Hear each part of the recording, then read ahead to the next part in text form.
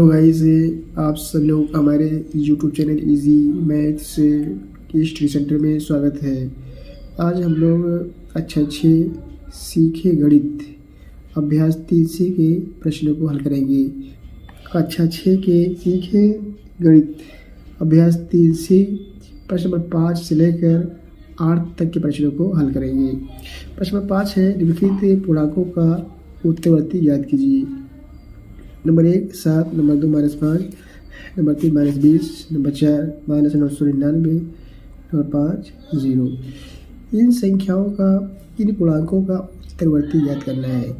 उत्तरवर्ती का होता है ठीक बाद में आने वाली संख्या। तो यहाँ पर लिखेंगे हम 7 का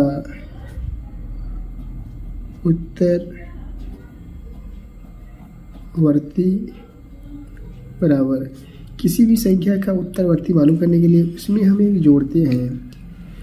उत्तरवर्ती का अर्थ होता है ठीक बाद में आने वाली। मैं कहूँ कि 7 के ठीक बाद में क्या आता है, तो आप कहेंगे 8 आता है, 9 के बाद में 10 आता है, 15 के बाद में 16 आता है, 20 के बाद में 21 आता है। तो किसी भी पूर्णांक का किसी भी संख्या का उत्तरवर्ती संख्या मालूम करने के लिए उसमें हम एक जोड़ते हैं। तो 7 में हम एक जोड़ेंगे, 7 1 8, यह आंसर हो गया। नंबर 2 है -5 का उत्तरवर्ती बराबर -5 + 1 बराबर। अब यहाँ पर माइनस है, यहाँ प्लस है, तो यहाँ इकट्ठा नहीं हो पाएगा, यहाँ नहीं जुड़ पाएगा क्योंकि निशान आपका अलग अलग है। तो -5 में से हम एक घटा देंगे तो जगह -4, यह आपका आंसर हो गया। इसको आप संख्या रेखा के माध्यम से भी समझ सकते हैं। इस अभ्यास में मैं जो इसके पहले के प्रश्न थे संख्या रेखा पर मैंने समझाया था कि किसी संख्या का उत्तरवर्ती संख्या और पूर्ववर्ती संख्या कैसे मालूम करते हैं। तो अभ्यास 3C पार्ट 1 में आप जाकर दे सकते हैं। -20 है, -20 का उत्तरवर्ती बराबर -20 में हम एक जोड़ेंगे। अब -20 में एक नहीं जुड़ पाएगा क्योंकि यहाँ पर माइनस है, निशान आपका अलग अलग है। तो -20 में से अब हम एक घटा देंगे, बचेगा -19। नंबर 4 है -999 का उत्तरवर्ती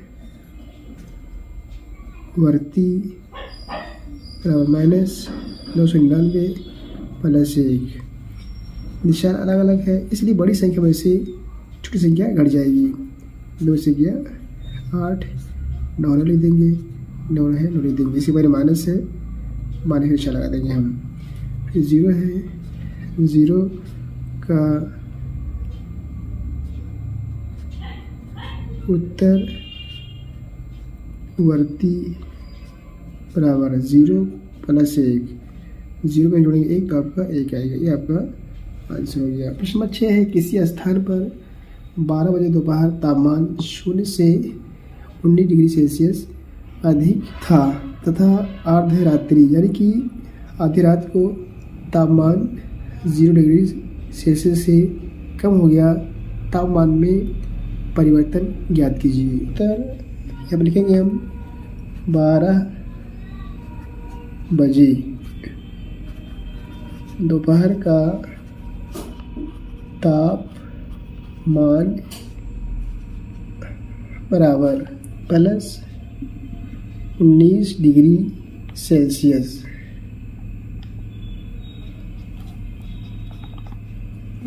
इसी प्रश्न में कह रहा है कि अर्धरात्रि को तापमान 0 डिग्री से 2 सेल्सियस कम हो गया था।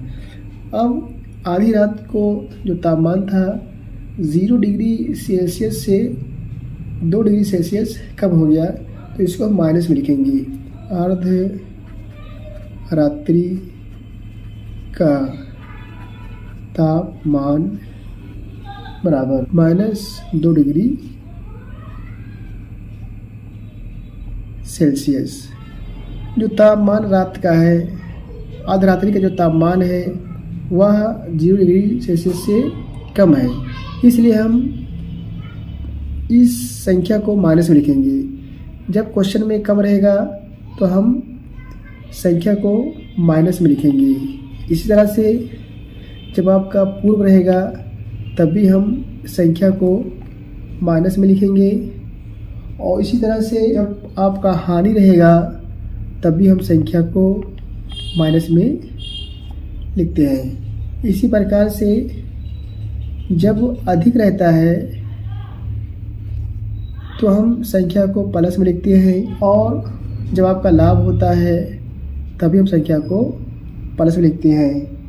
इस तरह से जब आपका पश्चात दिया रहे पश्चात, तब भी हम संख्या को प्लस में लिखते हैं। संख्याओं को प्लस माइनस में लिखने का यह रूल है। इसी तरह से संख्या रेखा पर हम जब 0 से दाएं तरफ जाते हैं तो संख्याओं को हम प्लस के रूप में लिखते हैं, और जब 0 से हम बाएं तरफ जाते हैं तो संख्याओं को माइनस में लिखते हैं। इस तरह से ऊर्ध्वाधर संख्या रेखा होती है। 0 से ऊपर की संख्याओं को हम प्लस में लिखते हैं, और 0 से नीचे की संख्याओं को हम माइनस में लिखते हैं। अब प्रश्न में तापमान में परिवर्तन ज्ञात कीजिए पूछ रहा है। जब लिखेंगे तापमान में परिवर्तन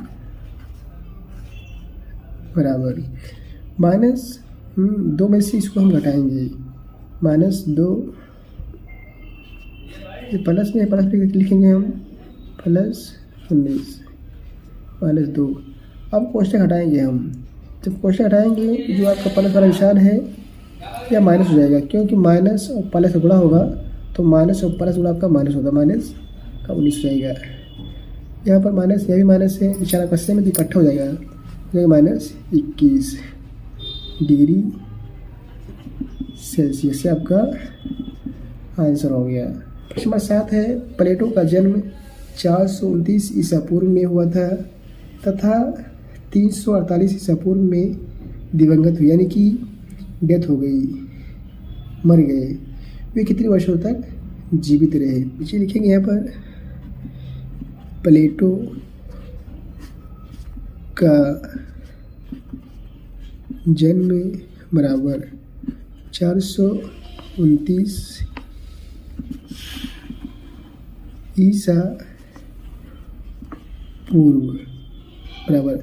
अब यहाँ पर देखिए पूर्व लिखा हुआ है तो इसको हम माइनस वाली संख्या में लिखेंगे, बराबर -429 ईसा तथा दिवंगत हुए बराबर 348 ईसा पूर्व, 348 ईसा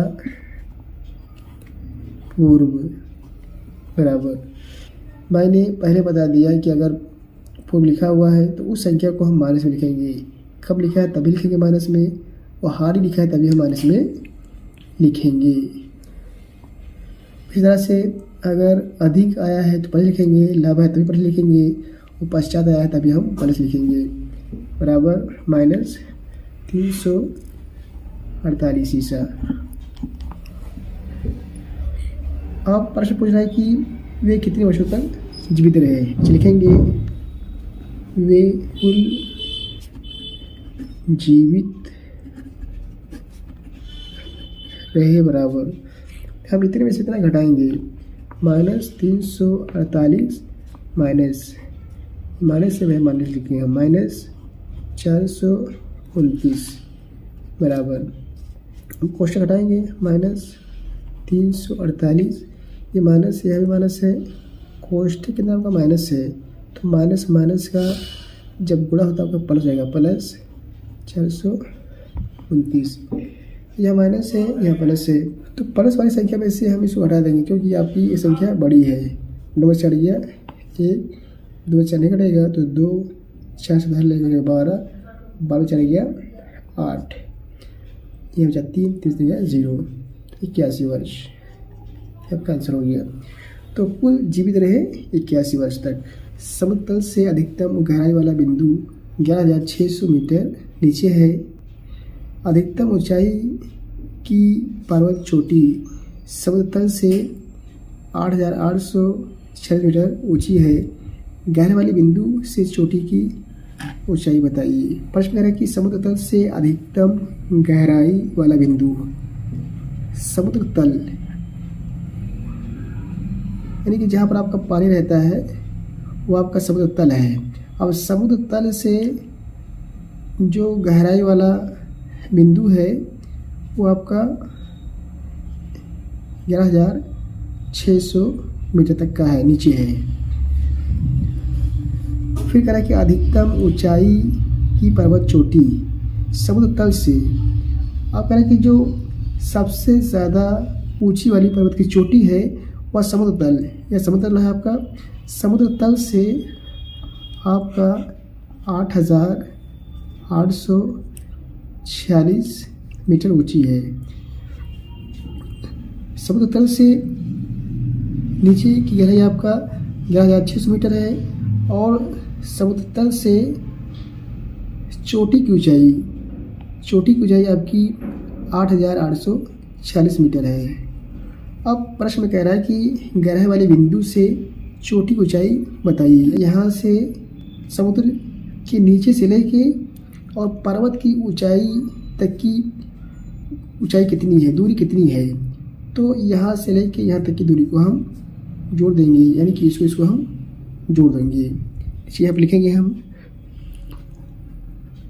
उत्तर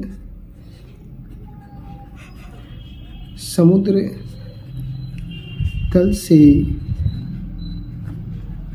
अधिकतम गहराई वाला बिंदु बराबर 11,600 मीटर। समुद्र तल से अधिकतम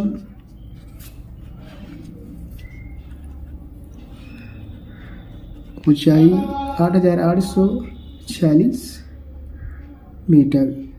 नीचे लिखेंगे गहराई वाले बिंदु से